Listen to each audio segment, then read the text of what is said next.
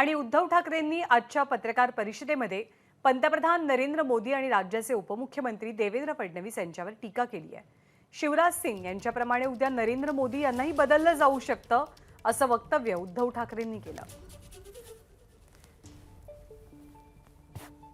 मोदी किती महत्त्वाचे असतील नसतील हा विषय आमच्याकडे नाहीच आहे। आमच्या डोळ्यासमोर मोदी नाहीच आहे, आमच्या डोळ्यासमोर भारत, ज्याला भारत माता म्हणतो तो देश आहे। त्याच्यामुळे त्यांचं काय करायचं ते त्यांना करू द्या। ते आता जसं त्यांनी मध्य प्रदेशमध्ये अचानक शिवराजजींना बदललं तसं कदाचित ते मोदीजींना बदलू शकतील। तो त्यांच्या पक्षांतर्गत प्रश्न आहे, त्याच्यात मी जाऊ इच्छित नाही। आमच्या डोळ्यासमोर माझ्या देशातली लोकशाही जिवंत राहिली पाहिजे हा मुद्दा आहे।